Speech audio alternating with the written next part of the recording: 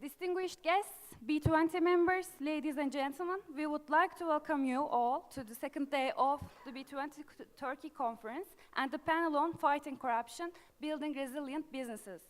The agenda of our panel consists two parts today. We will have B20 Anti-Corruption Task Force presenting its 2015 workflow and priorities and recommendations. In the second part, we will have in-depth discussion on fighting corruption by our prominent speakers, Mr. Paul Healy and Mr. Nicola Bonucci, whom we are honored to have with us today. Without further ado, ladies and gentlemen, please welcome B20 Turkey Anti-Corruption Coordinating Chair and President of Kocaeli Chamber of Industry, Mr. Ayhan Zeytinoğlu, to give his opening speech.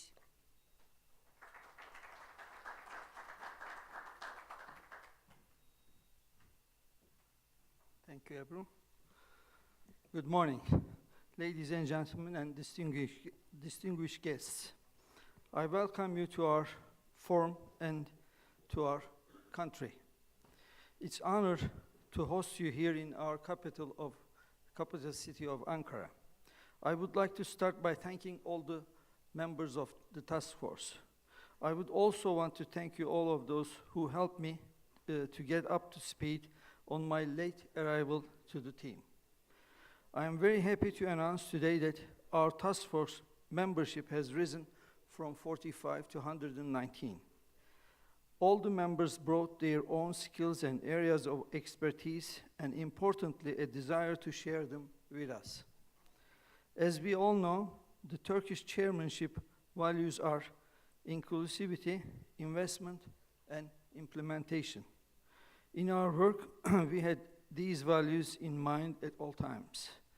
Increased investment is targeted through confidence and transparency. Our business focus concentrated on implementing custom modernization and e-procurement projects. In all our work, it was important not to reinvent the wheel. So we aim to identify best practice from examples around the world. Having found them or devised them, we will distribute them in a format suitable for implementation in various parts of the world, not only the G20 countries. Let us now look at the 5 main focus points of our work and progress made. Promote integrity in public procurement. Here, we recognize that incentives are a way of to help business comply with approved programs. Increased numbers of bidders in transparent systems to help eliminate cartels. High-level reporting structures to highlight problems. We believe these will result in lower costs for both governments and private sectors. Enhance anti-corruption training for SMEs. An important thing here was to produce a toolkit to enable SMEs themselves to deal with and combat corruption. It was designed to have low overhead costs for SMEs using it, and it will, in fact, decrease costs. We believe by better understanding corrupt activities, we can better fight them. Implement the G20 high-level principles on beneficial ownership. Here we want to see adherence to G20 principles on transparency regarding business ownership. In our policy paper, we show the best practice adopted by the Jersey Financial Services Commission. By following the Jersey example, the full and accurate ownership details of all companies could be registered. The fourth one is commit to encourage enforcement of OECD and UN international conventions. With pressure from B20 business communities, we see countries ratifying the OECD and UN anti-bribery conventions. Our goal is to have India and later Indonesia ratify them. And the last, move toward a comprehensive digital environment for customs and border clearance. Turkey has done a good job of modernizing her border crossing points. This has made trade measurably more efficient for companies on both sides of the borders. High-tech systems have enabled faster customer service as well as reducing chances of fraud. Today, the Anti-Corruption Task Force policy document refers directly to 4 of the B20's 19 recommendations to the G20. It takes little imagination to see we have an interest in another 4 of these recommendations. As an example, we can link to any of the infrastructure propositions as an enabler for our proposals. Our work will not finish corruption as a block to fair trade, but it does lay down a comprehensive plan of attack.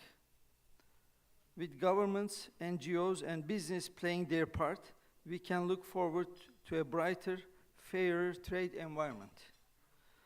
I thank you all for your time, and I trust you will enjoy what you will hear in the rest of the session. Thank you again. Thank you, Mr. Zeytinoğlu.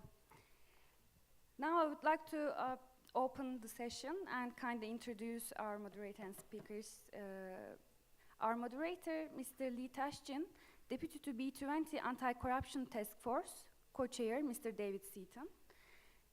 Ms. Lida Prema, Director Global AML Compliance, BMO Capital Markets, and member of Beneficial Ownership Workstream.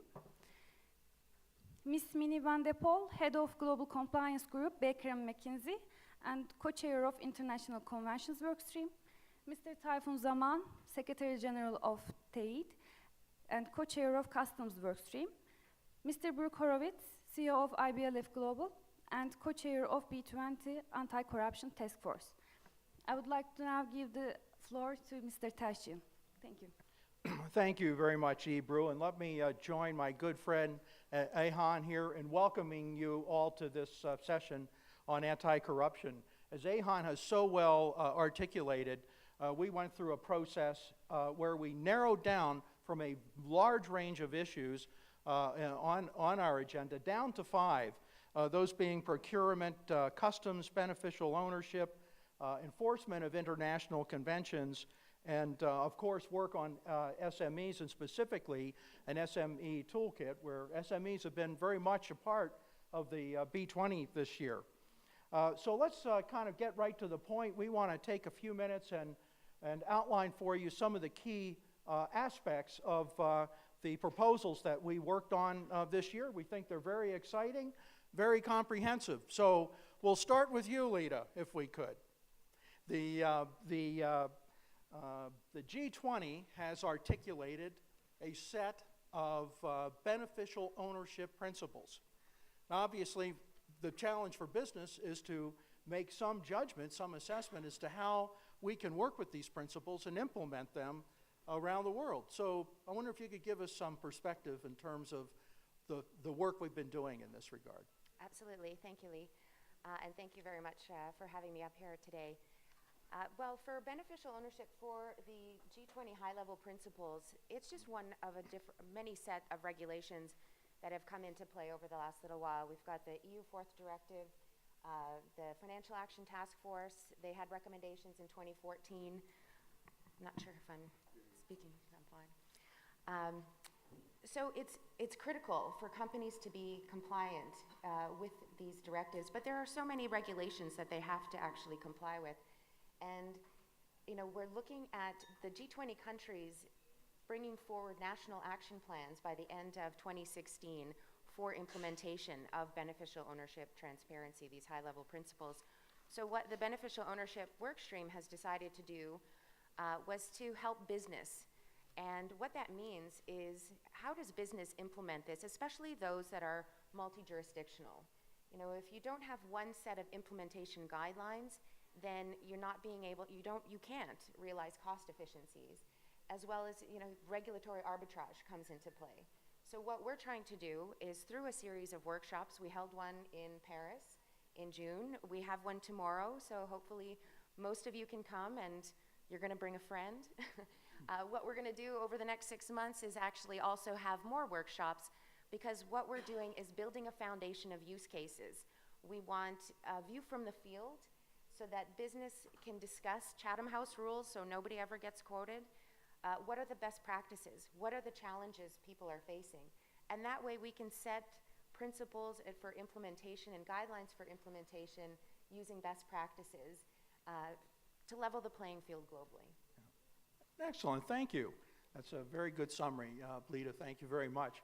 I should point out that, of course, one of the things we're focused on, we've talked about the 3 I's, but implementation is really where we're coming from with respect to the issues we're addressing here.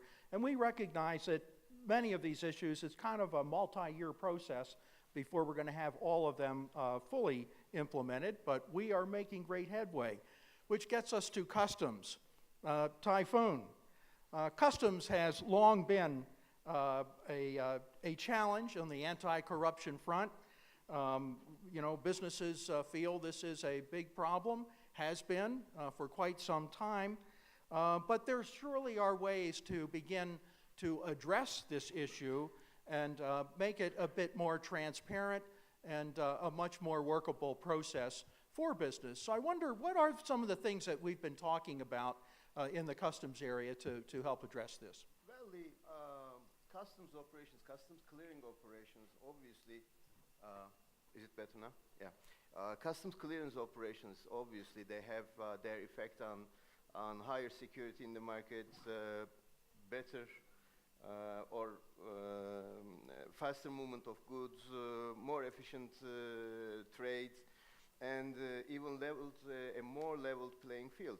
So we gave in our work stream the customs operations the importance it deserves. While in the world governments fight with corruption, companies struggle with the corrupt. So we thought companies, they have to join this war, they join this fight in a more organized fashion, which is collective action. Therefore, we decided to prepare for customs brokers and companies dealing with customs directly a toolkit where they will find the hints of bringing together collective actions for combating corruption in customs. Excellent, very good. Thank you, Typhoon. Minnie, one of the things that we have talked a lot about in our sessions has been the enforcement of international conventions. And TI has recently done a study that clearly shows that enforcement has a long way to go. The OECD just recently completed a study of its convention showing that enforcement has a long way to go. But in the OECD area, for example, there are still countries who have yet to become signatories to the OECD. So one could argue, while we're talking about enforcement, it's also just as important to do what we can to encourage those countries who have not yet signed on to the convention to do so.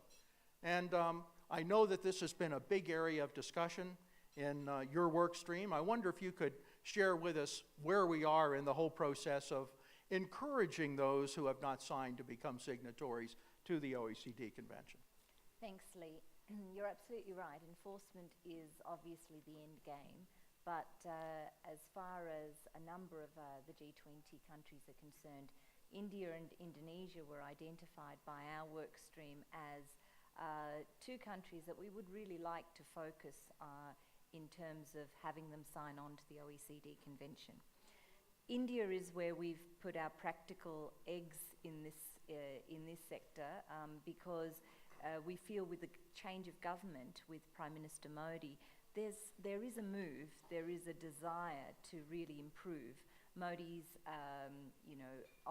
modus operandi is all about bringing business back into India and making it easier to do business. And I can tell you, in terms of the companies that we've been speaking to, that's very challenged by the fact that corruption is sort of at every corner. in terms of when you're trying to set up a business, when you're trying to do manufacturing, when you're trying to bring goods into the country, etc. So our work stream has really tried to find out a way of getting the voices behind our endeavour to have India sign on to the OECD Convention. And we feel the best way to do that is by having company CEOs speak to the government and have a dialogue and really explain what's important to them and why this is important. The OECD has been very helpful in this regard. And lately we've also got the World Economic Forum, who has also been very supportive.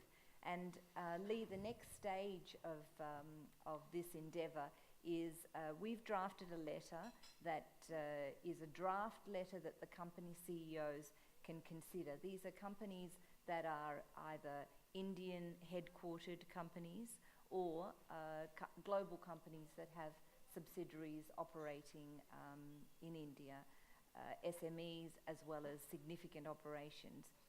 And what we want them to do is look at this letter and discuss what it is saying to the government and sign on. And in signing on, we want to send a strong message to the Indian government to say, this is something that we can assist you with, and we think that this is an important way for you to realise your business strategy. That's excellent. Thank you so much, Minnie. And we certainly are encouraged by, I think, the work that has been done thus far, and we have high hopes for its outcomes here. So thank you so much. Brooke Horowitz, obviously Turkey has done an exceptionally fine job of putting SMEs right on the center of the agenda in this year's B20. And this happens to interestingly coincide with the G20 Anti-Corruption Working Group's attention to the needs of SMEs. And with the idea that is there anything business can do from terms of multinational companies and utilizing our experience that could assist in some way helping SMEs identify anti-corruption issues, address these issues, and so forth. It's a very complicated proposition, as I think we would all appreciate. But nevertheless, I think you have been sharing some work under one of our work streams on training and SMEs. And I wonder if you could take a few moments and outline for us the work that you have been doing and what we hope that it will achieve as we move forward. Thank you very much, Lee. Yes, the G20 Anti-Corruption Working Group at the end of last year published its two-year implementation plan, 2015 to 16. And one of the very specific action points was a request to the B20 Anti-Corruption Task Force to produce an anti-corruption toolkit for SMEs. So under the training work stream, which is chaired by Hugh Bigwood, who's here in the second row from Rio Tinto, and Viviane Schiavi, who couldn't be here today. She's from the International Chamber of Commerce. We've put together a version 1.0 of the SME toolkit. By the end of September, we will have a final version which we will present to the G20 Anti-Corruption Working Group at its meeting in October in Paris. Now, what we've actually produced so far is an international version. It's in English.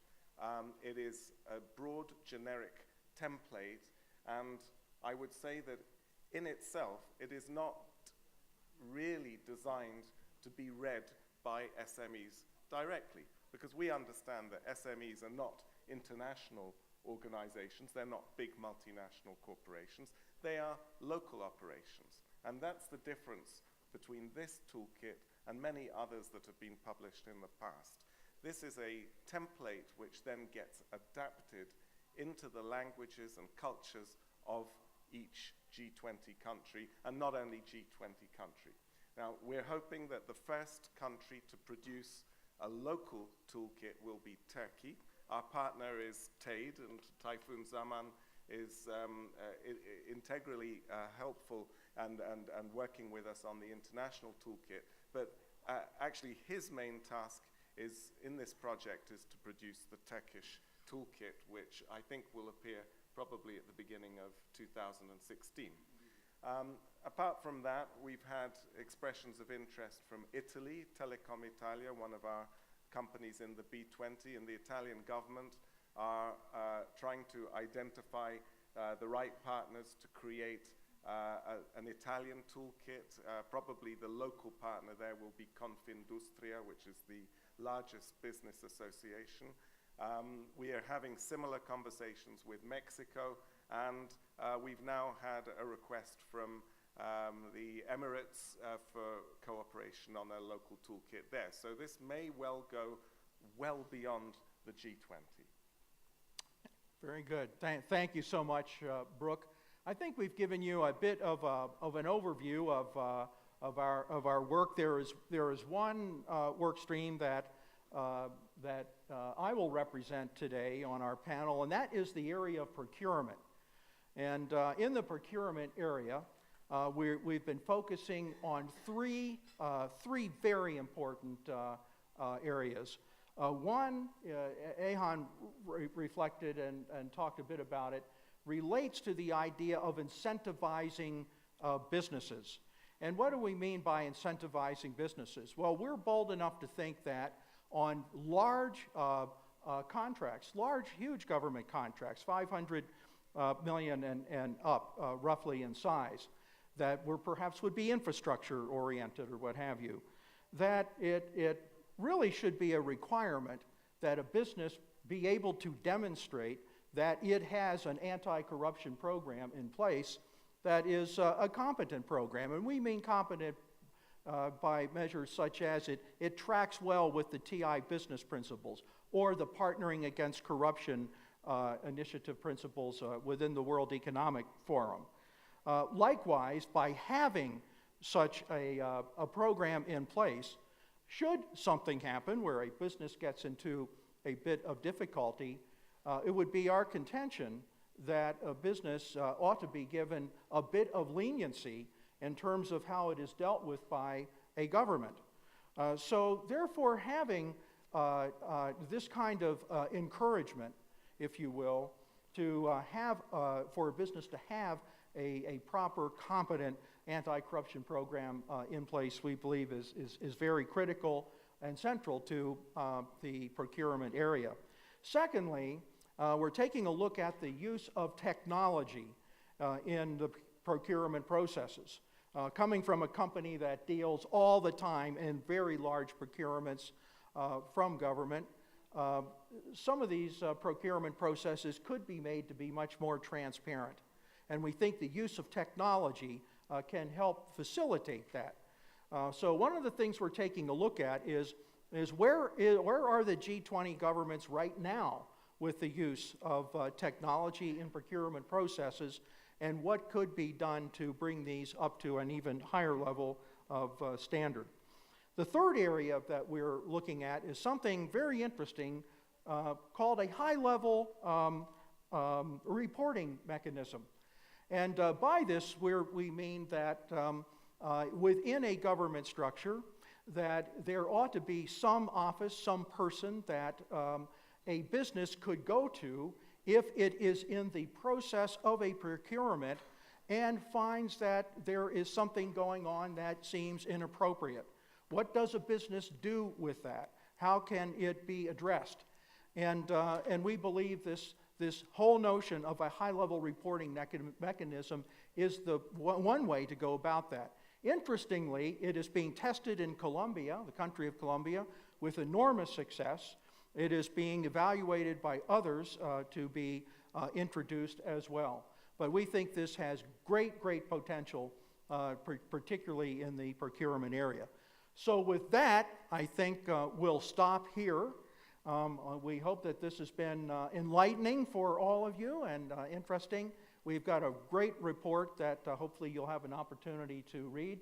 But let me now turn the program back over to Ebru, who will introduce our next speaker and panelists. Why don't we join our friends in the audience at this point? Thank you very much. Thank you very much, Mr. Vitaschin. Ladies and gentlemen, I would like to present you Mr. Mete Demirci, Chief Inspector of Prime Minister Inspection Board and G20 Co-Chair of Anti-Corruption Working Group, to give his remarks on G20 Anti-Corruption Working Group and its collaboration with B20 Anti-Corruption Task Force. Mr. Demirci.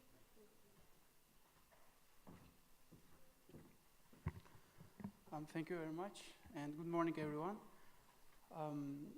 First of all, I would like to sincerely welcome all of you, and I would like to also congratulate everyone to organize this very important session. I also would like to express my gratitude to be invited here as for the co-chair of Anti-Corruption Working Group of G20, which is one of the mainstream work stream of G20 works.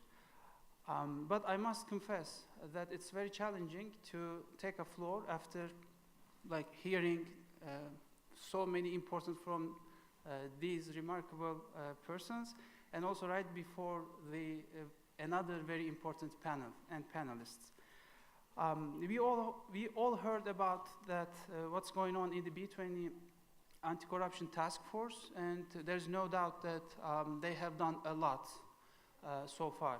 So personally, I want to thank each of the B20 task force members for their excellent job and excellent cooperation. With this opportunity, let me give you a little bit background information about what we are doing under the G20 Anti-Corruption Working Group umbrella.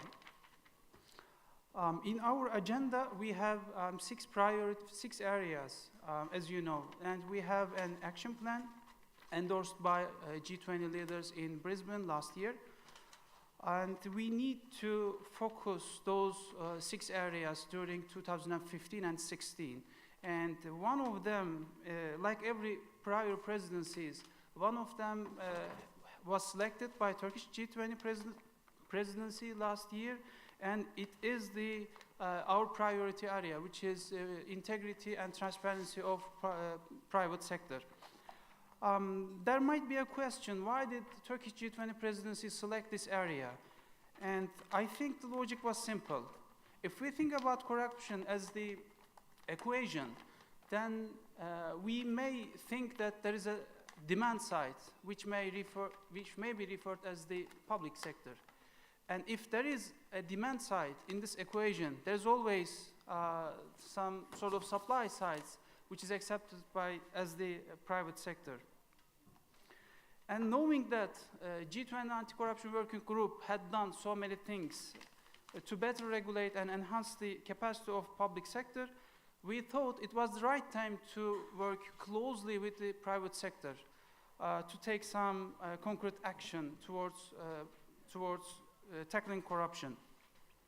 Because we believe that we cannot be successful without the help of private sector, which is a widespread phenomenon today's world. Let's, start from South America and move to North America, and we can stop in Europe or down to Middle East or go to South Asia.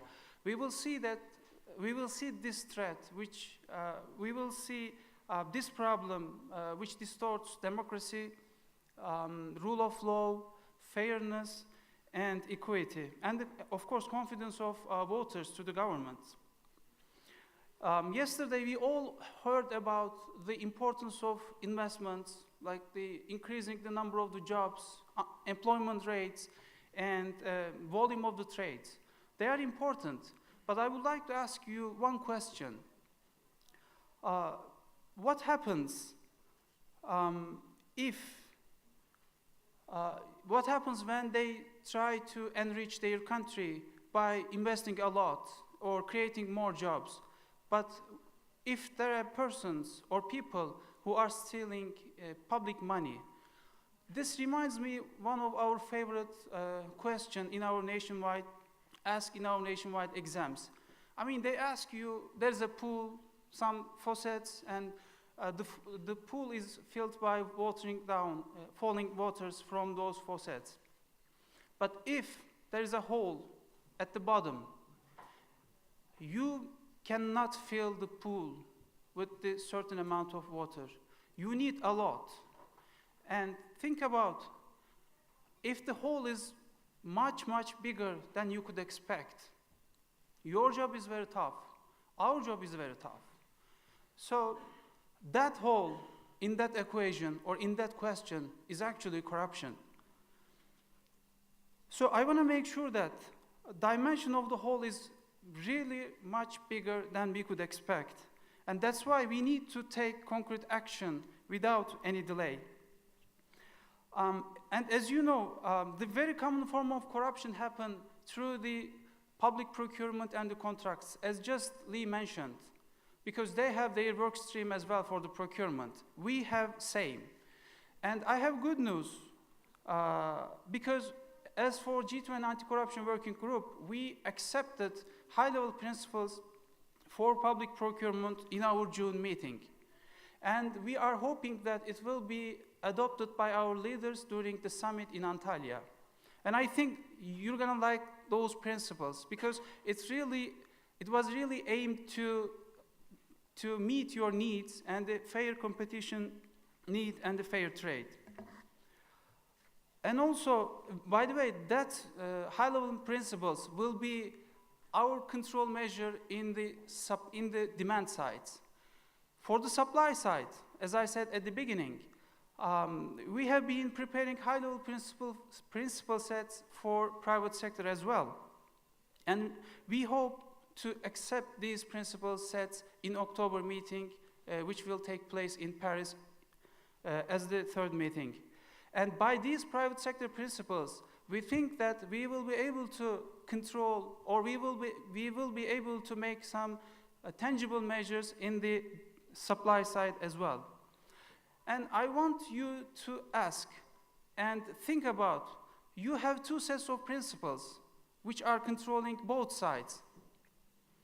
How you will be feeling strong enough against corruption? You will feel very much stronger than in the past. And also, I have another good news for you. We are creating open data sets of principles, which we believe that it's going to support those two sets of principles. And by open data principles, all public will be able to know where does public money come and where does those money spend. And also, I have another good news for the transparency of beneficial ownership individual country implementation plan. As you know, we adopted high-level principles for beneficial ownership in Brisbane last year.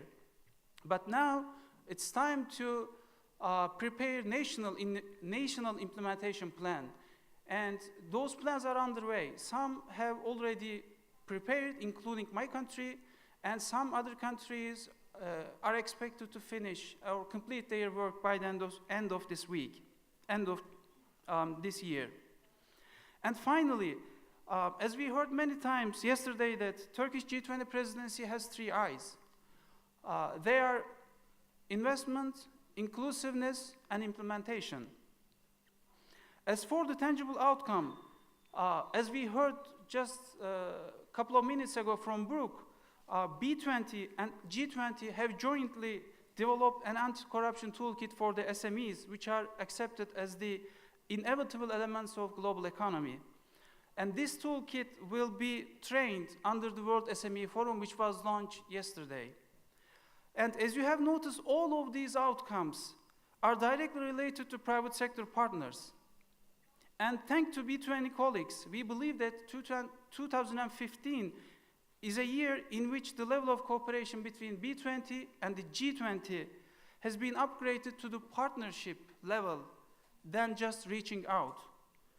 As a result of establishing such an effective cooperation, 2015 will be remembered as a year in which many tangible products were introduced. Again, as governments and businesses, we must work together.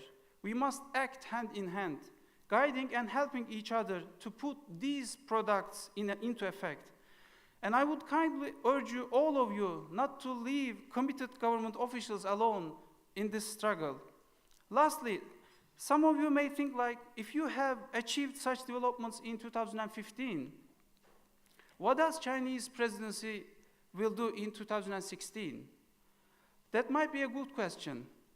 And I think, along with us, Chinese presidency may also wish to benefit from what we will listen for further steps to create more resilient, transparent, and fair business environment from our distinguished panelists, which will take place soon. Thank you very much.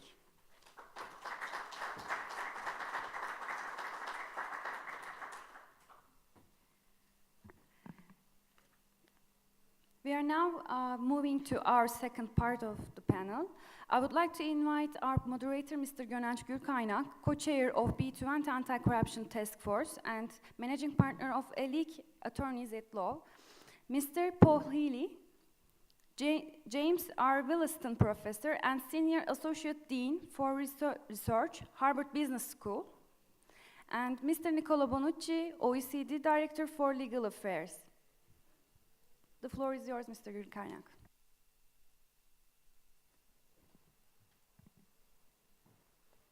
Thank you.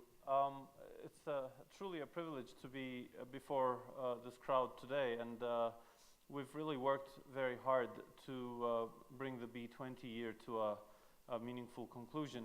It's difficult to avoid redundancies. It's difficult to avoid mere recommendations that are never going to be implemented. It's difficult to fight with the feeling that perhaps in China people are going to do exactly the same stuff that you have done without knowing that you have done all this, and perhaps you're falling into the same mistake vis-a-vis the previous year's efforts. So a year to deal with all of these issues has been quite filled. But we're very lucky that all of the work streams have done a fabulous job, and as the co-chair of the B20 for this year, I was very privileged to witness all of that, and to the extent I could, to contribute into that. So to my left is Professor Paul Healy, who is the James R. Williston Professor at Harvard Business School, a Senior Associate Dean for Faculty Development, and he's been with Harvard since 1998. As a Harvard alumni myself, allow me to say that before that he was with an inferior school, MIT. And he works on financial analysis matters, governance matters, corruption matters directly, business ethics issues, and ethical leadership matters. I am a fan of Mr. Healy's work. I have been following his work for quite a long time, personally. And the reason why I am so interested in what he does is, as you will witness, he goes at it from a financial analysis perspective too, and from a human being perspective, in my view, in the sense that corruption is not a mere mystical institution. It is actually engaged in by human beings. So by way of focusing on the ethical values, business ethics, and ethical leadership principles, you could actually achieve a lot. And also, you could look into the motivational structure of corruption, in the sense that while we all know that in terms of economical growth, it creates what Daron Acemoğlu of MIT would call extractive institutions, i.e. Institutions that are sapping the economic potential out of the economy. For a mere individual establishment, it may at one point in time look like it is fostering growth and profits. Whereas, as you will hear from him, this may not always be the case, i.e. The individual entity may be growing because of engaging in corruption in a given jurisdiction for a determined period of time, but it is highly questionable as to whether even that entity is attaining any profits because of engaging in that kind of behavior in the midterm. So without giving away his punchlines and thanking him for all of the wonderful work he has done, I will move the floor to him. And once he's done with his presentation, then I will introduce to you Nicola Bonucci, who has been a very good friend of mine and a wonderful leader and a leader of mine too, both in the International Bar Association and at the OECD after Paul Healy is done. Please, the floor is yours, Professor Healy. Since I'm an academic, I'm going to have some slides to share with you. How do I turn this on? Which one? Okay, fine. Thank you so much for inviting me. I'm thrilled to be here, and I must say, humbled by the knowledge that's in the room. I don't profess to being as much of an expert as many of you here are on corruption, but it's a topic I've been interested in for a number of years, and I think the thrust of my argument is going to be a little different than what you've heard, and the nature of what I'm working on is a little different. So,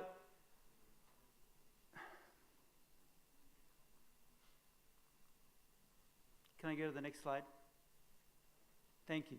So the questions I'm really interested in are, I'm going to focus more on multinational corporations. And the question is, what are the responsibilities that multinational corporations have when, as many of you pointed out, anti-corruption laws aren't enforced? And I think that there are 2 points of view that business leaders express. One is that almost everyone on the surface will say, well, of course, if we're in a country where corruption's illegal, we follow the laws of the country. But I think there's a second aspect of it, which is when in Rome, do as the Romans do, which is what St. Ambrose articulated. And that is a sense that if we want to do business in this part of the world, we have to do business the way that it's done, and that leads us down this path. And of course, the challenge is that it's very difficult to learn much about this topic because no one's really going to talk to you in depth about what they really do. No one's going to say, yes, we pay. Yes, we engage in these activities because they are illegal. Can I have the next slide, please? So just to give you back to reinforce the scope of the problem, the UN estimates that each year $1 trillion is spent in corruption, which seems like a lot of money. Several of you have pointed out that it affects investment. So there have been a lot of studies that have articulated or have shown that corruption is roughly like a 20% tax on investment, which as a business people we know would reduce the amount of investment that takes place. And that the countries that actually fight corruption typically have much higher standards of living and national income. And for those of us who are from the US, people might think that the US has a holier-than-thou point of view on this, but US corporations are no better than anyone else. Can I have the next slide, please? And keep going. So there's a variety of forms of corruption.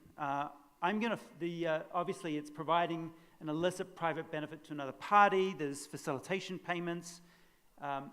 They're obtaining business contracts. There's also, obviously, can you keep going? There's 2 more. 1 more. There's also manipulating policies, institutions, and resource allocation to maintain power. I'm going to focus on obtaining business contracts and the role that multinationals play in obtaining business contracts. I know that's just one form of corruption, but I think it's, as you'll see, is a significant one. Can you, next slide, please? And keep going. Case studies. So I'm going to focus on case studies of companies where corruption has actually been identified and where the people involved have actually been willing to talk. Well, the people, I should say, not the people necessarily involved, but the people who've come in to clean up the mess.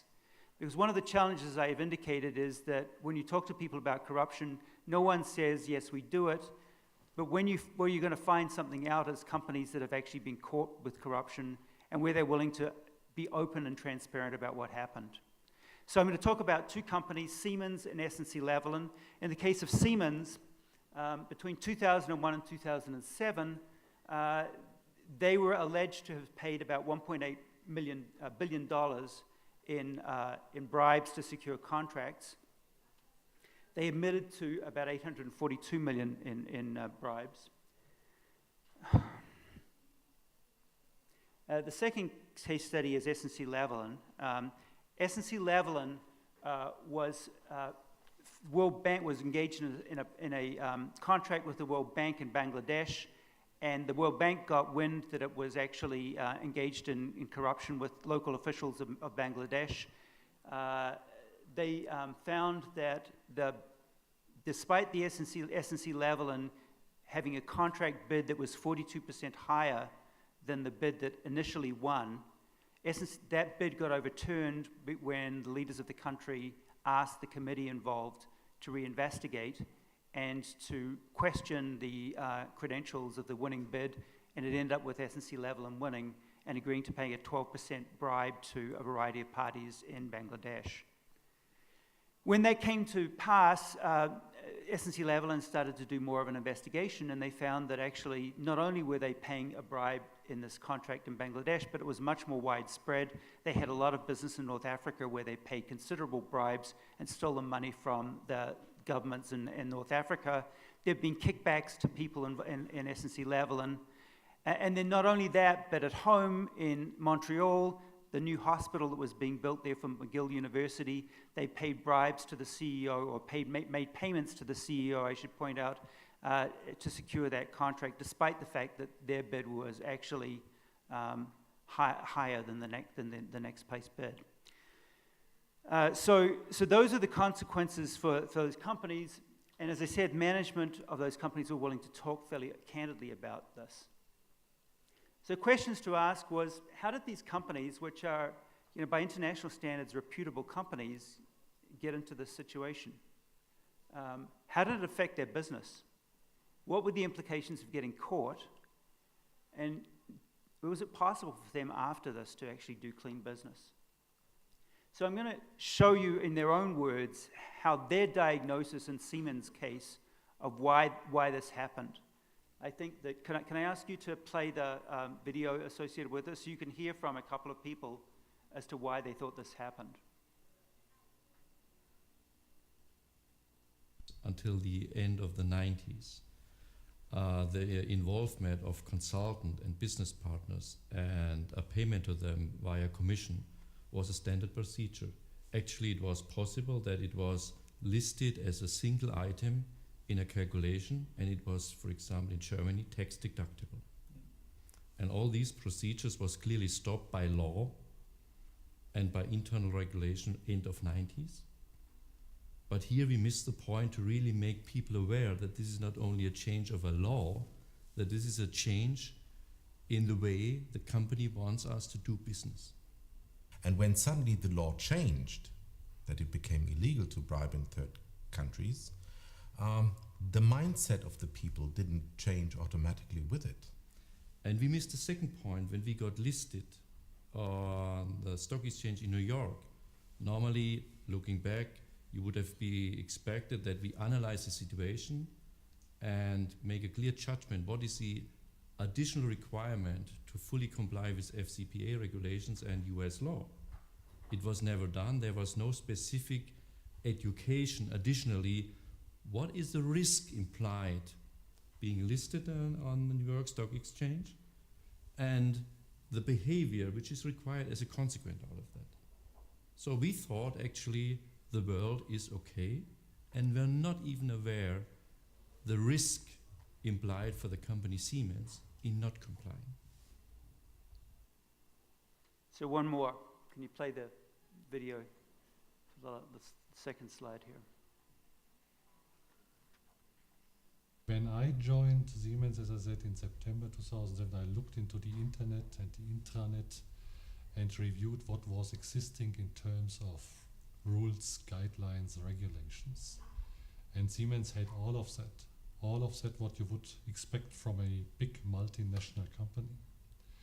But what they did not have, they did not cascade it down into the organization, and you simply cannot assume that when you communicate from Wittelsbacher Platz in Munich, the headquarters of Siemens, that this will arrive in the various regions of the world. And Siemens, with 420,000 employees, is operating in more than 190 countries of this world.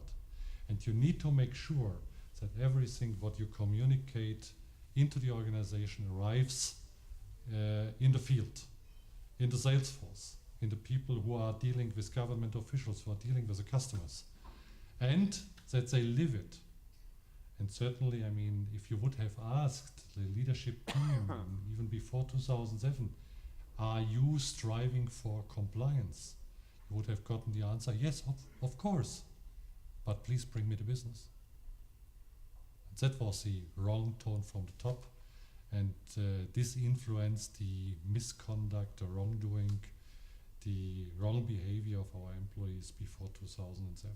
They were trained. Bad things are going to be offered to you, and there's a way of dealing with them. But it was never expressed overtly, and nobody liked it. It was seen to be something you had to sort of endure. Well, better don't talk about it. Don't involve your superior, because he might feel this is not a topic to talk about. Just get it done somehow. Up to you how you do it, but get it done. There was no clear tone from the top. They accepted misconduct and wrongdoing, and the people in the field executed it. But there were people, important people and decisive and key positions who did it, and who did it for a longer period of time. So one of the things that this fits well into is something called the fraud triangle or corruption triangle, which I think you can see a lot of these explanations fitting in with here. So the fraud or corruption triangle says that three factors have to come together for people to start behaving in the way that you saw at Siemens and SNC-Lavalin. There has to be pressure and temptation to actually perform highly. Of course, all organizations want put pressure on people to perform well, don't they? Powerful incentives, powerful reward systems, which lever up people's pressure to perform. Strong personal needs to outperform peers. But there also has to be opportunity.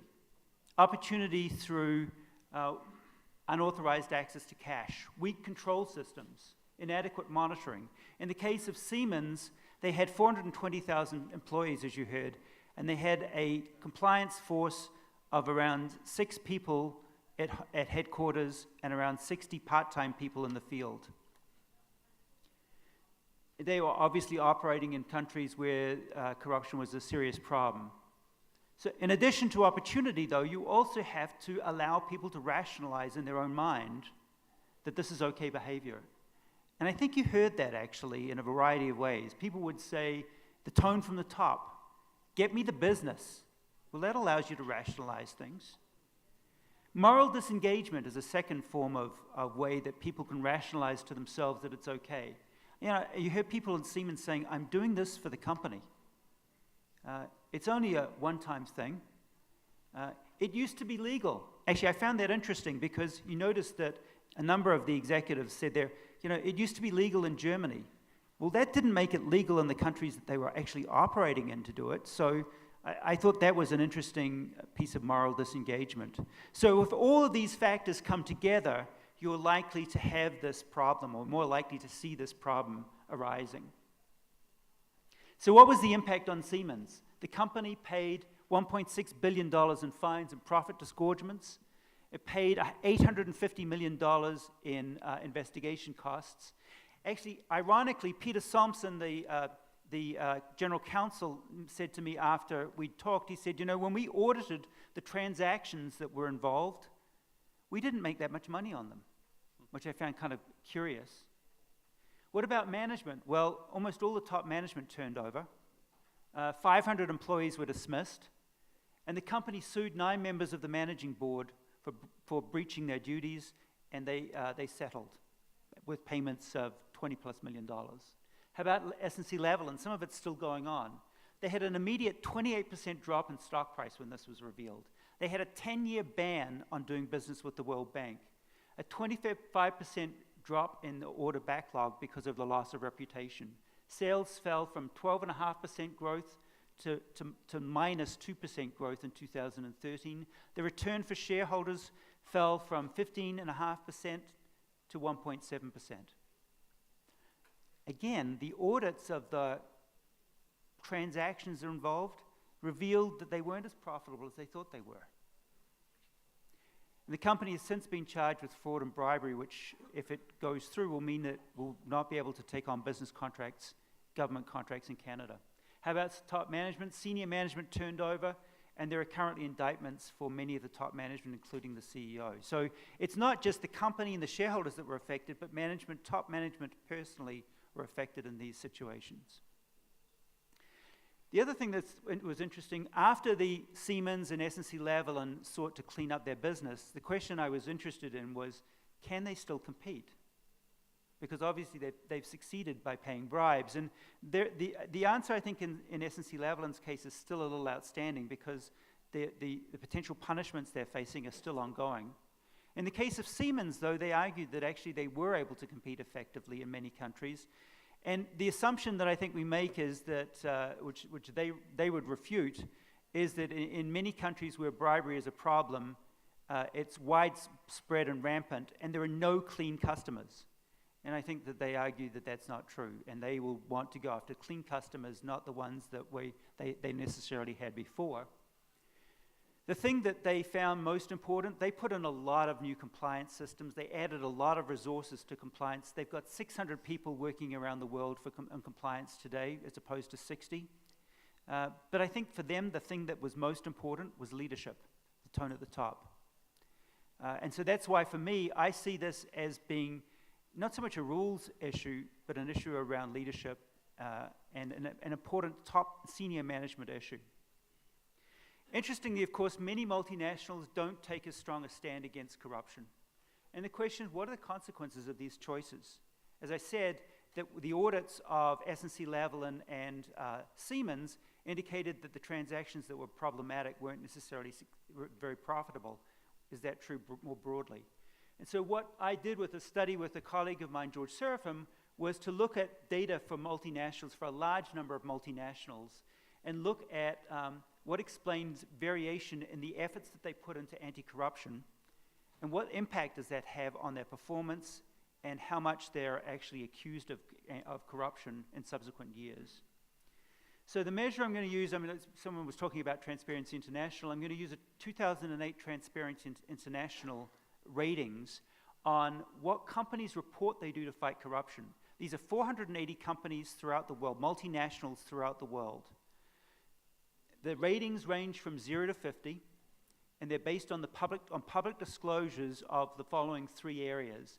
Do you have an anti-corruption strategy? Do you have specific anti-corruption policies inside the company that you disclose?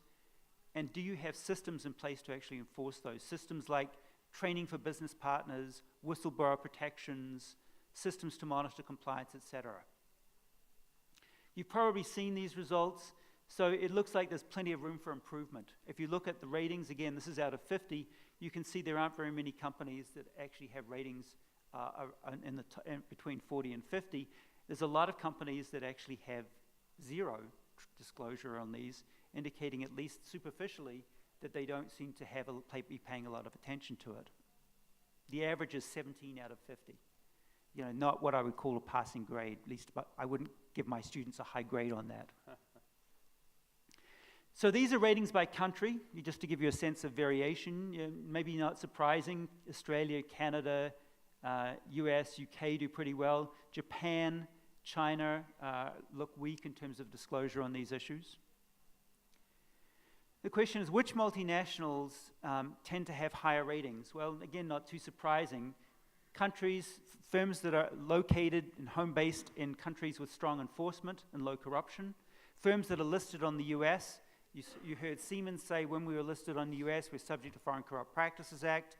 That shouldn't lead you to be more worried about these things. If you have a Big Four auditor, you're more likely to worry. If you operate in a high-risk industry, you're likely to do better and have a higher score and care about these things more. And perhaps not surprisingly, if you've been recently prosecuted for corruption, you seem to do more in fighting corruption. The question is, what happens to these companies if you control for these facts and look at companies that have abnormally high scores and abnormally low scores? So we're controlling for what country you're from, what auditor you've got, what industry you're from. If you have an abnormally high score, what happens to your performance subsequent? So we looked at performance over the 3 subsequent years, so that's 2009, 10, 11. And you can see that of the multinationals that had abnormally low scores, in corrupt countries, they grew at about 5% a year faster than the companies that had abnormally, seem to care a lot about corruption. Which is consistent, I think, with what people worry about, that if you really want to grow rapidly in countries where enforcement is weak, it's possible to do it by not worrying too much about corruption. Interestingly, if you look in clean countries, countries which have got strong records on anti-corruption, there's really not much difference between firms that seem to pay a lot of attention to corruption and those that don't. So the message, at least on that score, is that in some sense corruption pays and that it allows you to grow faster. But I think that's not the whole story. Because when you then look at what the profitability is of those sales growth, you find a somewhat different story. You find that for the firms that grow, if you had a 10% growth in a corrupt country, sales growth in corrupt countries, for those companies, the return on equity that they would face would drop by about 24 basis points. In other words, they are able to get growth, but it's not necessarily very profitable growth. Equally, if you're a country, a firm, a multinational that pays a lot of attention to corruption, if you had 10% growth in a corrupt country, that growth actually translates into slightly positive increases in your return on equity, about a 10% basis point increase in return on equity. Obviously, growth doesn't need to affect your profitability, but in this case, what it's suggesting is that companies that don't care very much about corruption can grow rapidly in corrupt countries, but they do so at a price. The price that they're actually reducing their return for shareholders because their margins are actually shrinking. In clean countries, there's less of a difference between the two types of firms. Interestingly, if you put those two effects together, the higher sales growth and the lower profitability, from a shareholder standpoint, they kind of wash out. And actually, shareholders will be almost indifferent between those two sets of options. The other thing we looked at was what are the allegations of corruption against firms that pay a lot of attention to it and pay less attention to it in the subsequent 3 years. And you can see the teal-colored bar shows the anti-corruption media allegations against them in 2008, 2009, 2010, which is significantly higher than those for the firms that pay more attention to corruption. So at least that sort of suggests that if you pay more attention to it, you're going to have less of it, which I guess shouldn't be too much of a surprise. So in summary, I think we all know that corruption's costly for taxpayers. It's costly for leading companies. It's costly for employees. I think that many surveys have shown that people don't like to pay bribes. They do it if they feel that they don't have much choice, if they're being pushed into it. But it's not like most people like to do it. And it also has important implications, I think, as several of you have mentioned, for the legitimacy of our system and democracy. But I think, unfortunately, many multinationals have paid too little effort toward fighting corruption. And I think that the S&C-Lavalin and Siemens findings suggest that actually corruption is costly for companies. It's costly for the company itself in terms of the fines it pays if it gets caught. It's costly in terms of how its customers react. It's costly because you have to spend a lot of time investigating and focusing on anti-corruption and court cases rather than operating your business. And it's personally costly. It's costly in terms of management, who typically get thrown out, may face indictment. And even if you're not caught, it may be costly in the sense that, as I said, it may allow you to grow faster, but not necessarily more profitably. And so from the value perspective, value for shareholders, not clear that it's actually providing as much of a benefit as I think people assume. And then the last piece here, I think, is that it is important, is that I see this as a job for top management.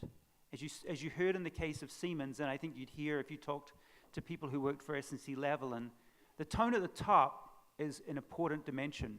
And I heard many of you talking earlier about the importance of having rules and having systems in place, and those are important. But as you heard from the leaders of Siemens, that's not enough. But we can have rules in place, we can but people check the box. What's really important is that people understand the consequences of corruption and live it. And then the last thing I'll leave you with is a slide that comes from the General Counsel of GE.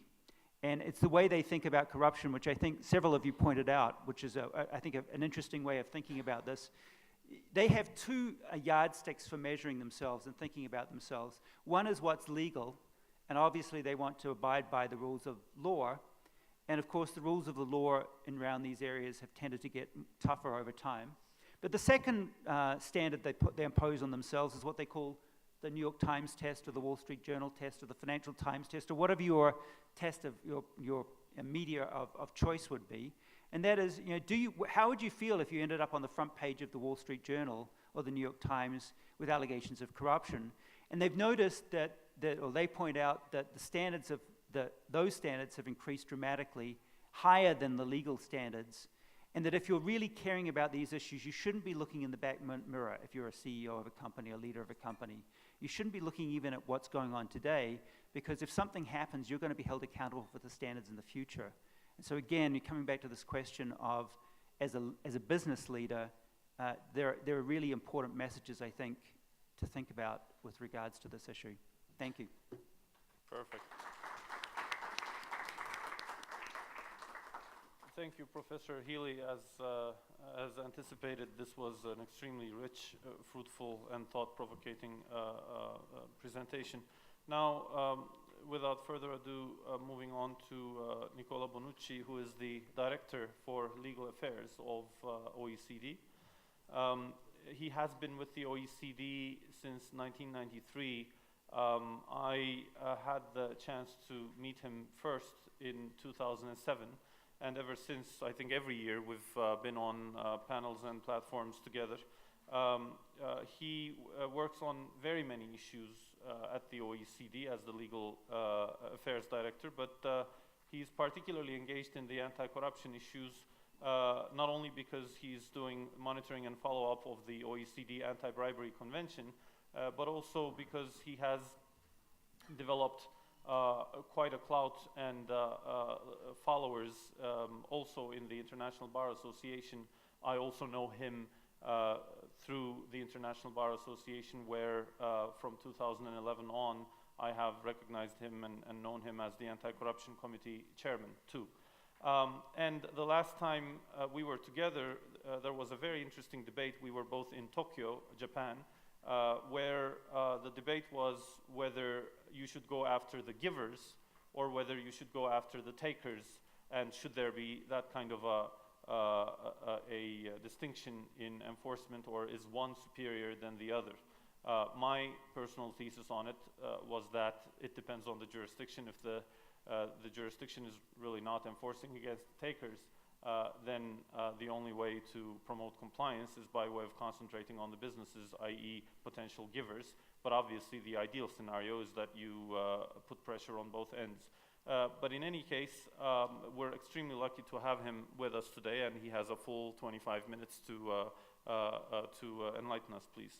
Over to Mr. Bonucci. Thank you, Gunnar. As I'm not an academic, I will have no slides. And I will try not to make use of the 25 minutes in order to maybe allow some discussion. Just to remind you that the IBA, it was funny because it was a showcase, so you had basically people arguing for one side and the other, and the response of the room at the end of the day was unanimously that you should go against the takers. But naturally, it is the typical data which is completely biased because the room was full of lawyers defending the supply side. So I'm not really sure that we can draw any conclusion from what the IBA exercise was, but it was fun. I think I will, as often I have a script and I will not follow it. So I think I will follow on some of first the previous panel and also what Professor Haley has indicated to give you the big context and maybe also some of the lessons that we're drawing ourselves at OECD. First, it's always quote unquote nice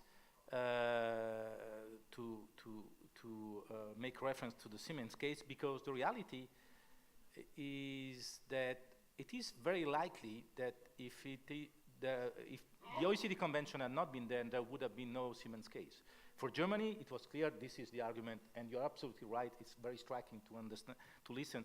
Oh, it was legal. It was legal in Germany, but not in Nigeria, not in all the countries in which you were operating. So it's, but even from the US point of view, if you look at the trend of investigation and prosecution, you see very well that there is a pre and post OECD enforcement by US DOJ. So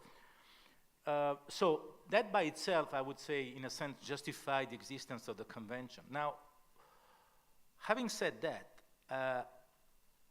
I think, and this is another discussion, but I think if we were to renegotiate the convention today, it would probably change a few parameters.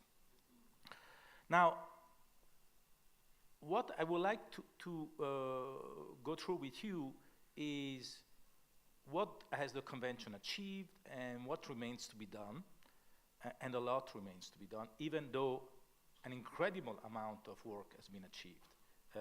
If you think about it, we're talking about only 10, 15 years. And indeed, and on that I agree with Siemens, mentality takes much longer to change than the legal system. Or sometimes they change before the legal system, but this is another story. But in this particular case, certainly not. So what the convention has achieved? I think the convention has achieved pretty good work in terms of level playing field, in terms of legislation. By and large, in all the OECD countries now, because of the pressure, because of the monitoring, because of the naming and shaming that the OECD has been doing for the last 15 years, there is an adequate legal framework. That doesn't mean necessarily that the legal framework is effective. And one of the points that was indicated in the slides by Professor Healy, naturally, it's weak enforcement. And indeed, there is an issue of level playing field in terms of enforcement. What has the phase 3 indicated, and I think this was one of the major lessons from the phase 3 monitoring of the Anti-Bribery Convention. As you remember, phase 1 was legislation on the books. Phase 2 is, okay, how the legislation is effectively known and implemented. And third, okay, all this is very nice, but at the end of the day, what is the enforcement? What the phase 3 shows is that you can be pretty good on phase 1 and phase 2 and pretty bad on phase 3. And actually, you can even have a very good reputation because of various indexes.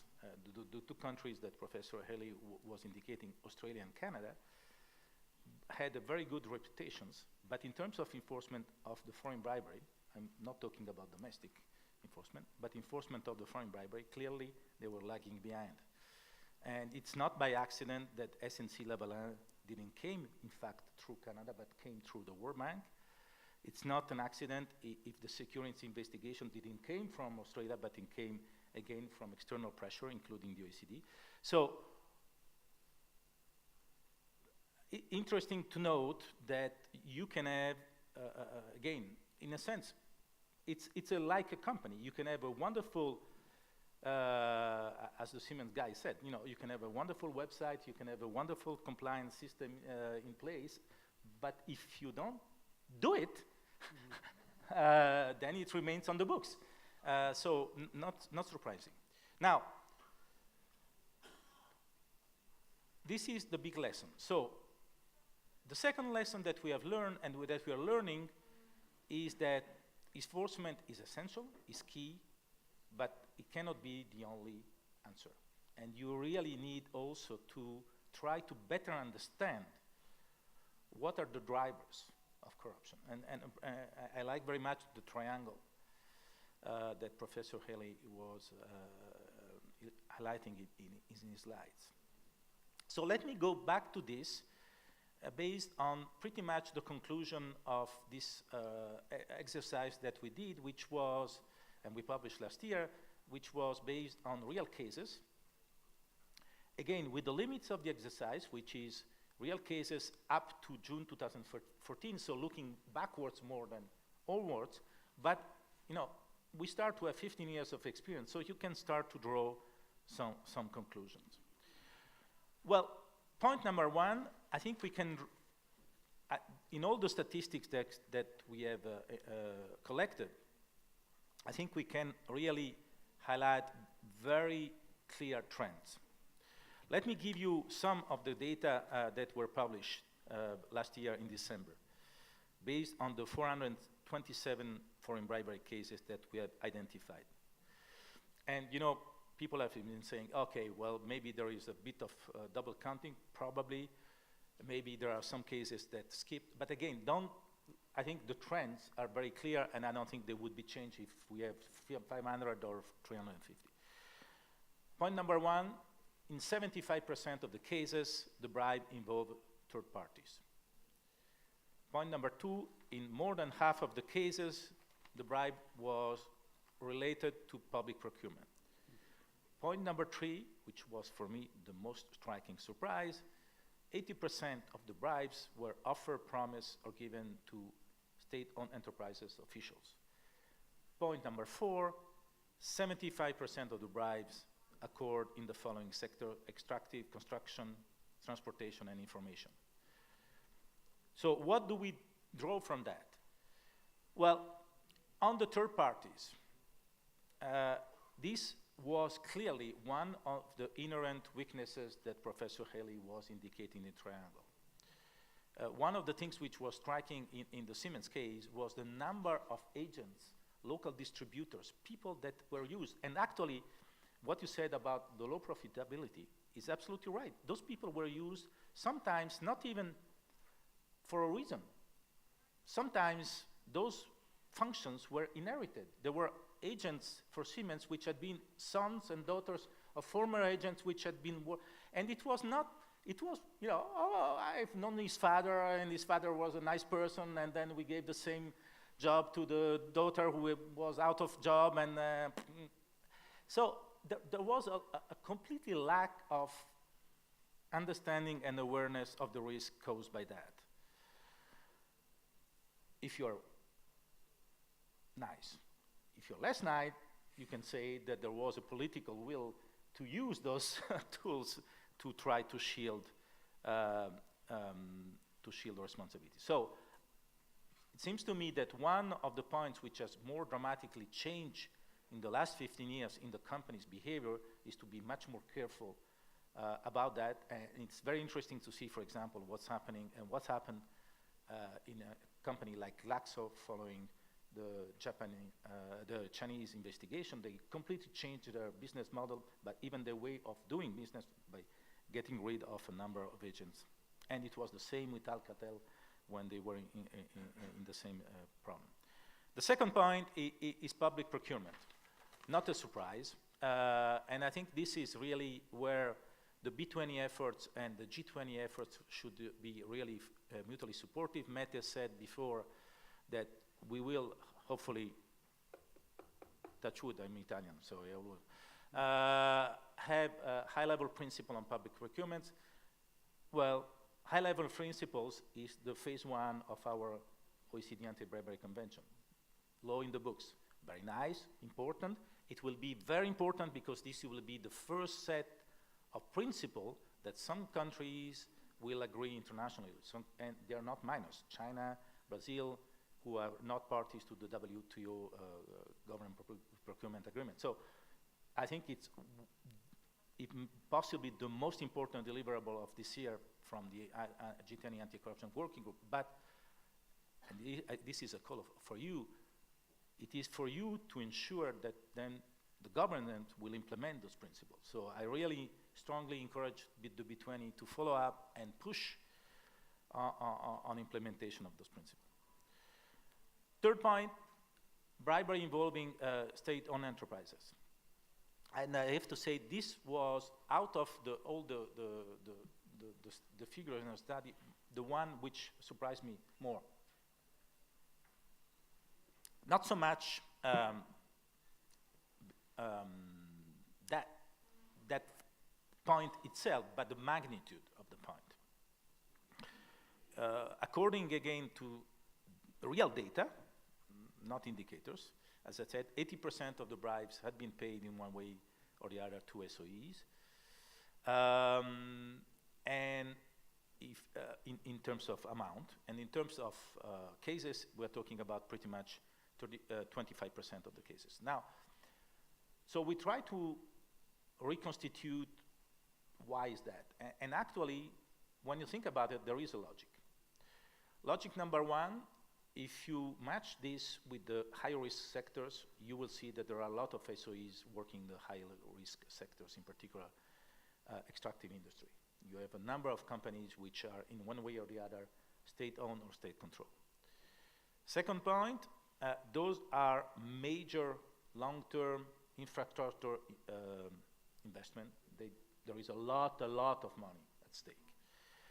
Number three, and this is where the private-public interface, because they are SOEs, some of the money doesn't remain in the SOEs. Some of the money goes to public officials, to political parties, so it's a channel for political parties also to finance their existence.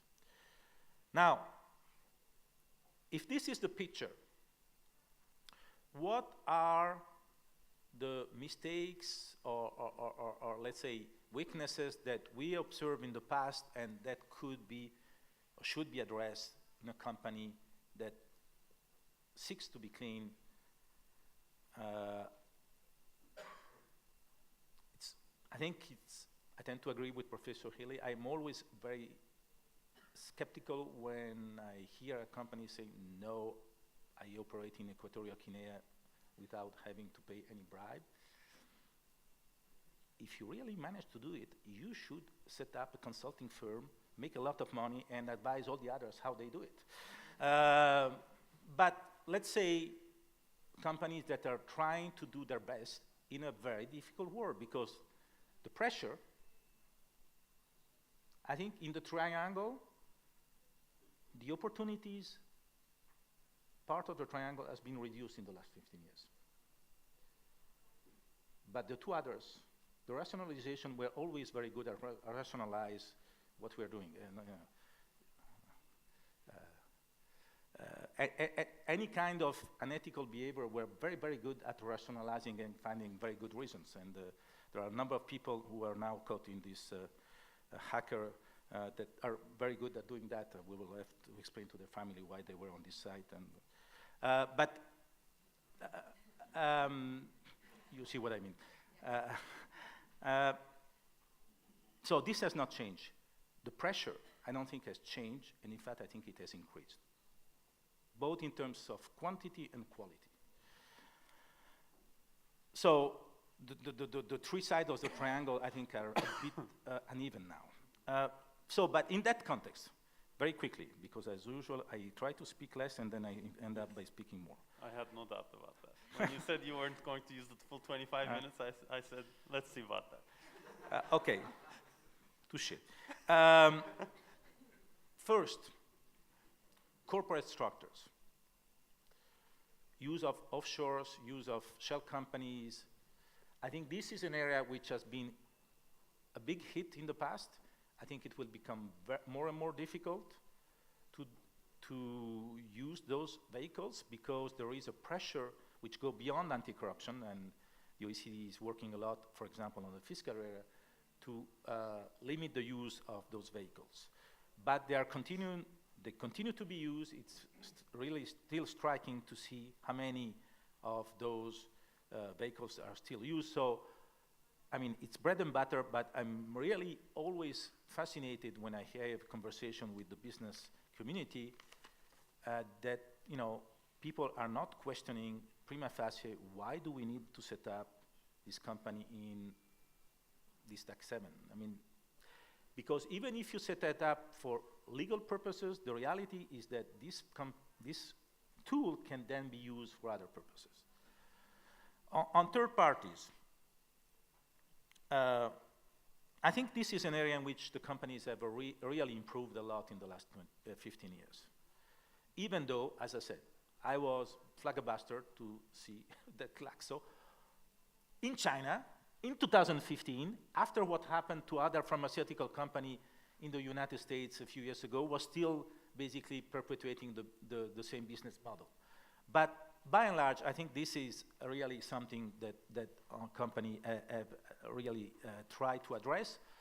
And I think apart from any compliance, I think there is really a discussion that companies should have about how much it is a good business model to rely on those people.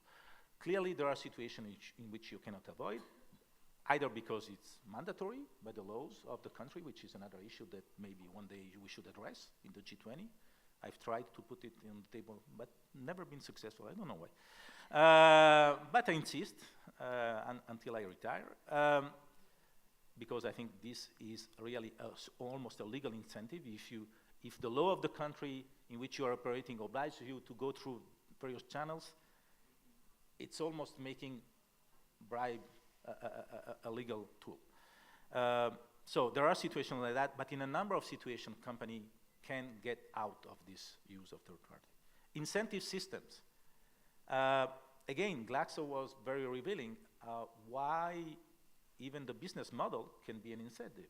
And here, I think a number of companies have not really assessed enough their business model and look at what creates the right incentive and disincentive. I think there is much more work that could be done in the companies for that.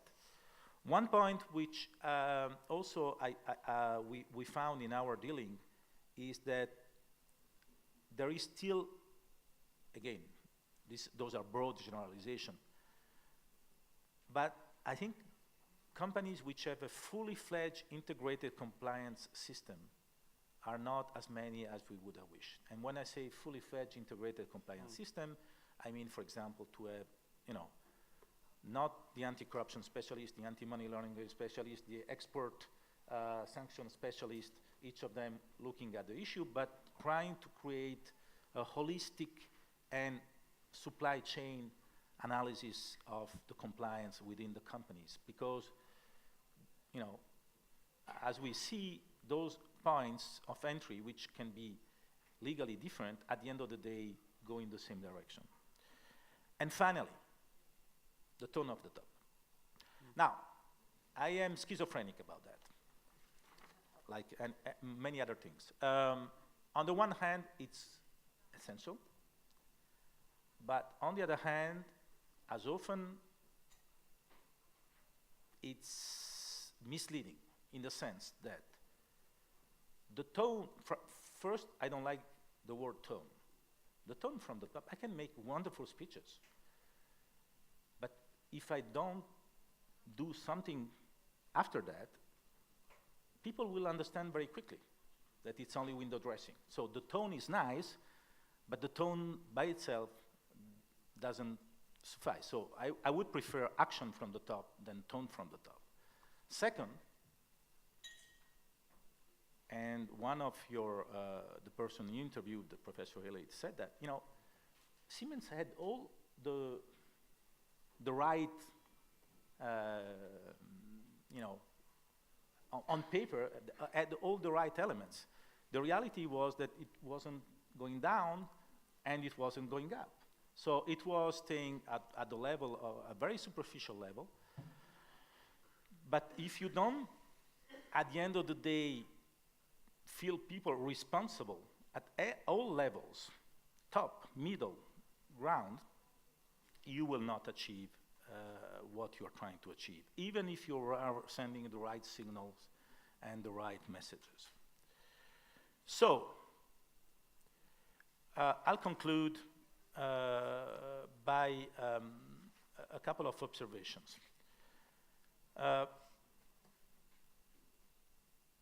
This issue has become a key issue. And has become a key issue not only for the reasons that we have indicated in this panel, but you can open your newspaper any day, and it's unbelievable the importance that corruption has now in our society. which I think should not be seen necessarily as we are more corrupted than 15 years ago. I think we talk more about it than 15 years ago. But I also believe that because there has been globalization, because there has been an incredible amount of wealth, the amount of money at stake is much bigger than 15 and 20 years ago. So the temptations are much, much bigger. But if you look even at the last 24 hours, you have a president of a country which is now in jail for, at least temporary, for corruption. You have a president of another country who came with a very strong agenda, who now says that corruption is one of the three stumbling blocks. We talked about Modi and India. You can see also the difficulties that even if you mean well, to change the reality. So it is a big, big issue. For that big issue, you need two things. You need a lot of things, but you need dedication, persistence. We are in a marathon, and the problem is that we are in a marathon, but we have no idea if we are in kilometer 5, kilometer 25, or kilometer 42. So we need to continue to run, and everybody has to continue to run. I think the company have an important role. They are taking their share with, let's be also honest, sometimes a lot of, how can I say, it's not always easy to be completely consistent and persistent and coherent. But I think by and large, the general direction of the company is the right one. I'm a bit more concerned about the general direction of governments. The SNC-Lavalin case that Professor Haley has illustrated is a very interesting case for a number of respects. All the elements that Professor Haley has indicated are extremely useful. There is one missing picture. One missing part in the puzzle is that, in Bangladesh, there were public officials receiving those bribes. And the World Bank did something unprecedented when they announced that they would suspend the loan because of the lack of cooperation of the officials, of the authorities of Bangladesh. Now, in a normal scenario, that should have triggered the cooperation. The reality is that the Bangladesh authorities then found the money elsewhere. And this is not good because first, it shows that the Bangladesh authority didn't take this seriously or didn't care. And secondly, that some countries, knowing exactly what they were going to fund, decided to fund a project that had been crippled by corruption. Again, maybe this corruption has stopped, but it's not the right tone from the top that you would expect. So I count on you to continue to put the pressure on the countries, to continue to put the pressure on the G20, to continue to put the pressure on us, the international organizations, and we can take stock in a few years' time or where we are in the marathon. Thank you.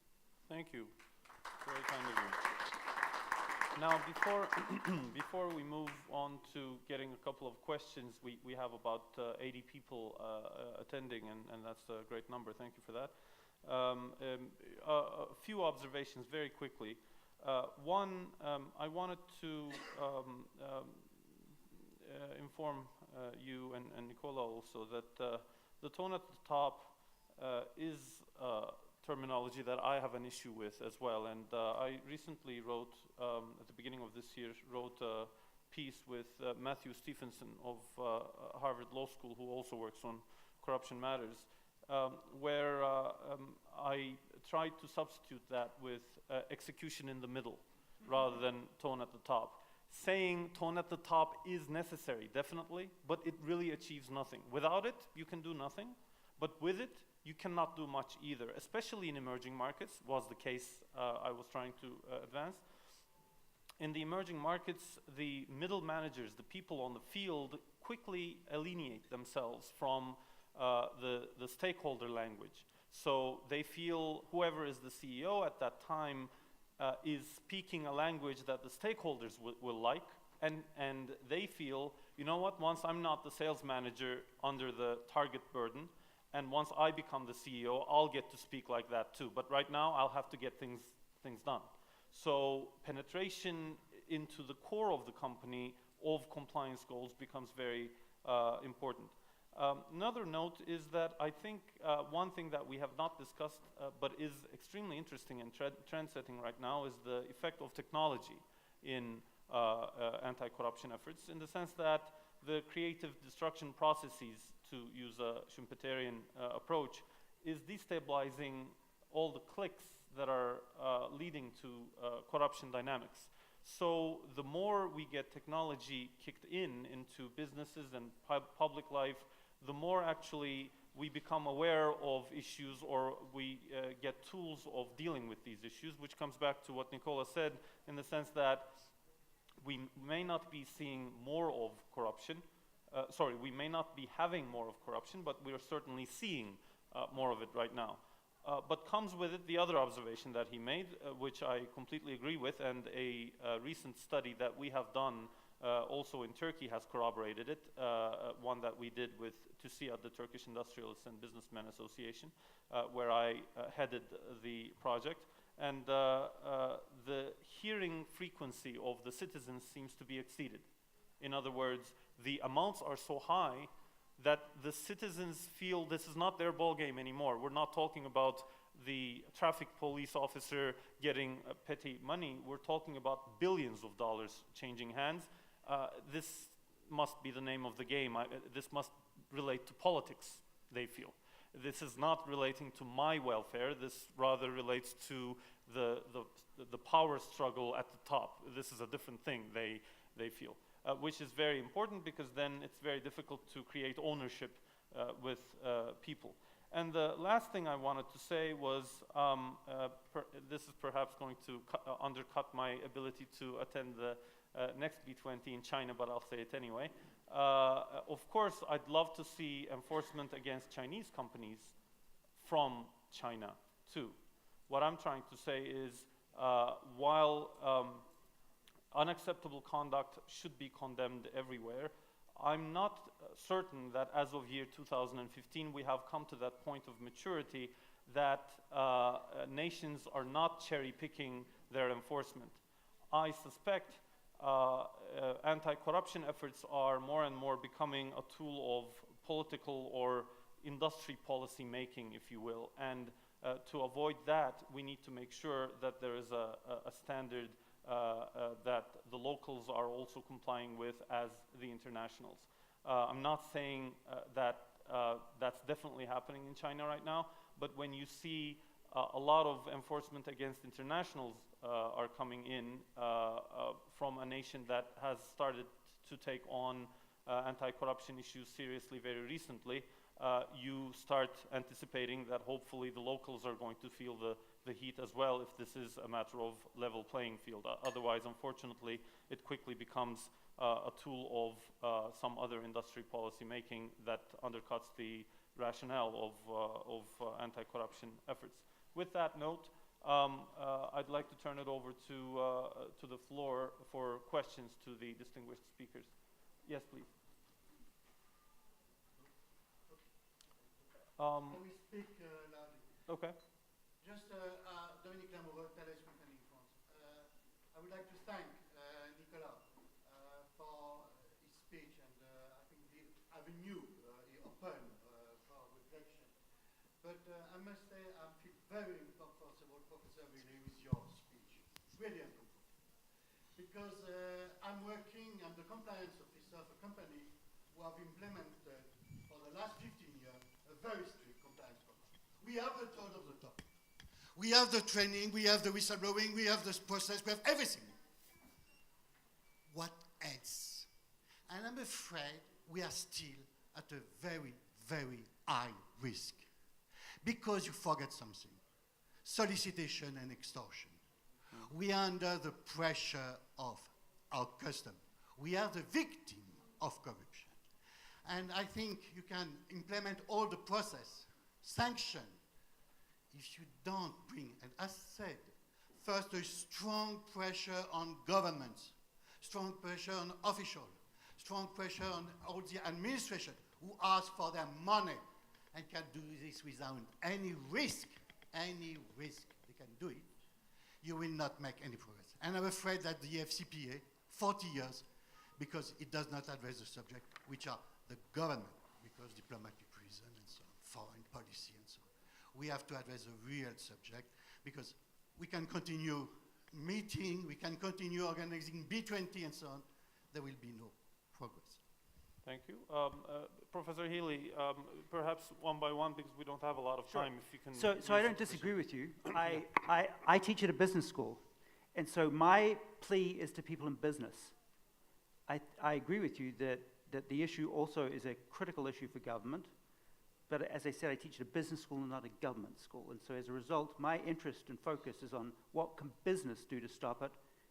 But I certainly agree that with your point that government issues, the government is also an important player, and they need to be involved as well. I don't disagree with you. Another question, maybe?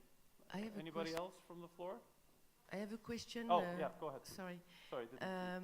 I was really interested with what Nicolas said about I'm quite cautious about tone from the top. I would like action from the top. What you said also, that tone of the top is not enough for achieving a robust anti-corruption program. Nevertheless, we see more and more NGOs, extra financial agencies, which rank company about the communication about their anti-corruption program. And if we don't fit with the Anglo-Saxon model, meaning communicate more and more, we are not well assessed by these organizations. For me, it's really not fair, and that provoke window dressing anti-corruption program development.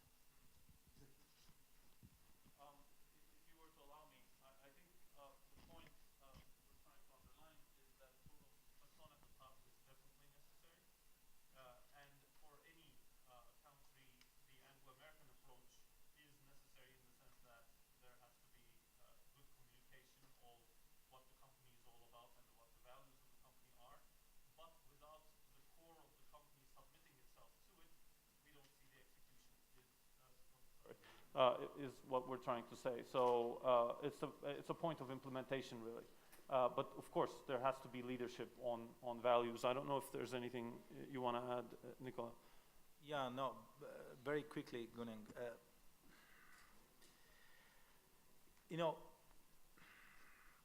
We are working in a world of proxies. As Professor indicated, at the end of the day, this is an illegal activity, so to have real data on that is extremely difficult. Or either you go on the past as we did on the pre. So one of the problems is not so much what I think any indicator is useful as long as we remain, as long as we recall and we remind ourselves that it's only an indicator in a number of other indicators, and we don't make it the Bible. One of the problems with the TI CPI index is that it has become a Bible. But not so much because of TI, but even because of the governments. The same governments that they start to say, I want to become, I'm number 76 and my goal is now to be number 44. Yeah. What is this? This is not a beauty contest. This is, and we all know that the CPI has some methodological difficulties. And if you look at the methodology, if you look and if you really read the document, it's very transparent. They recognize that. It's an indicator. So I think what is interesting is to cross all those indicators and maybe derive some trends. Where I'm much more uncomfortable is indeed when this starts to be the listing of countries or the listing of companies, like this was an objective data, like what is a growth per year. No, we are in a world which is much more complex and nuanced than that. You're right. Thank you for this wonderful session, and I hope you all found it fruitful. I understand the Prime Minister is about to address the attendance of B20, So with your, yes, exactly, so we should go. With your permission, this is the end of the session. Thank you for that.